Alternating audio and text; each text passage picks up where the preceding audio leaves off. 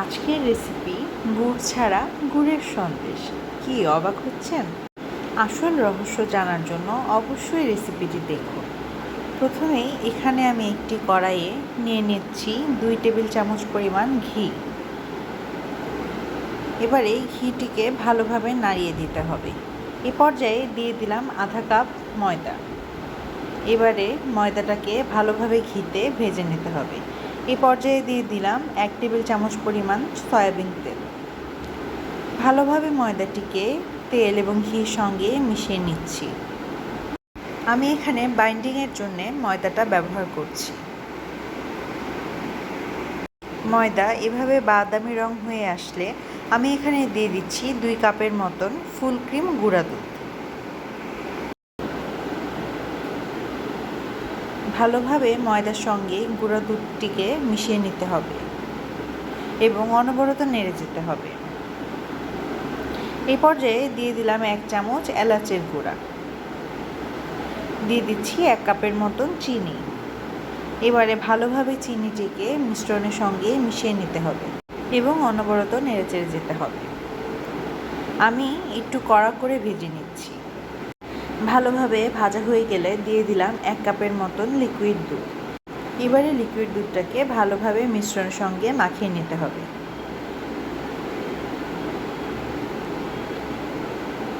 এবারে দিয়ে দিলাম অল্প একটু পানি।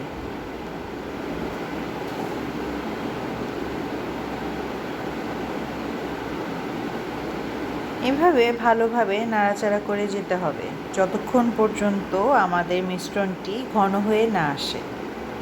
অনবরত নাড়ার ফলে দেখুন কি সুন্দর একটি রং হয়েছে। এখানে আমি কোনো গুড় ব্যবহার করছি না, কিন্তু তবুও কেন বললাম গুড়ের সন্দেশ জানেন? সেটা বলার আগে দিয়ে নিচ্ছি 1 টেবিল চামচ পরিমাণ ঘি। তবে আসল কথায় আসি। আসলে আমি এখানে গুঁড়া দুধটাকে ভালোভাবে ভেজে নিয়েছিলাম একটু বাদামি রং করে, যার কারণে দেখে মনে হচ্ছে আমি এখানে গুড় ব্যবহার করেছি। এজন্যই আমি এটিকে বলেছি গুড় ছাড়া গুড়ের সন্দেশ। কি ভুল বললাম? আমার মিষ্টির মিশ্রণ প্রায় হয়ে এসেছে। এবারে আমি এটিকে একটি বাটিতে নিয়ে নেব। আপনি আপনাদের সুবিধা মতো যে কোনো বাটি ব্যবহার করতে পারেন। আমি এখানে একটি কেকের বাটি ব্যবহার করছি। এখানে আমি অল্প একটু তেল ব্রাশ করে পাত্রের গায়ে লাগিয়ে নিচ্ছি। এ পর্যায়ে আমি দিয়ে দিচ্ছি তৈরি করে রাখা মিষ্টির মিশ্রণ।